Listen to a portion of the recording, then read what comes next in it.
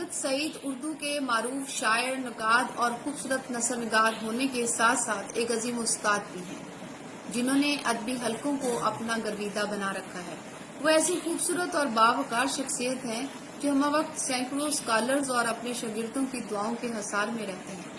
وہ اپنے اخلاق، سادگی، رواداری اور شگفتہ بیانی کے باعث ادبی محفلوں اور سرگرمیوں کا خاص حوالہ ہے۔ ڈاکٹر سعادت سعید ادبی روایت پرستی اور اختراعی جدت پسندی کا ایک منفرد دبستان رکھتے ہیں۔ وہ اردو ادب اور تدریس کا ایک معتبر نام ہے۔ وہ بے پناہ ادبی مطالعہ کی بنا پر تنقید، تحقیق اور تخلیق کے میدان کے عظیم شاہسوار ہیں۔ آپ کی تخلیقات اعلیٰ انسانی قدروں اور اعلیٰ تہذیبی رویوں کی آئینہ دار ہیں۔ اللہ تعالیٰ نے انہیں شاعری میں غزل کا فطری ملکہ ودیعت کیا ہے۔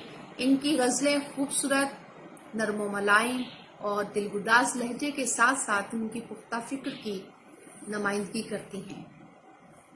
وہ معاشرے کی اونچ نیچ، نشیب و فراز اور محروم طبقوں کا درد اپنے دل میں محسوس کرتے ہیں اور اسی درد کو لفظوں کا روپ دے کر غزلوں کے حسین مرکب تیار کرتی ہیں۔ وہ انسانی فطرت اور رویوں کے رم شناس ہیں۔ ان کی تخلیقات اعلیٰ ادبی سرمایہ ہونے کے ساتھ ساتھ اپنے عہد کے جبر و استبداد اور عالمی رویوں کی منافقت کو بھی بے نقاب کرتی ہیں۔ زبان و بیان پر انہیں کمال دسترس حاصل ہے۔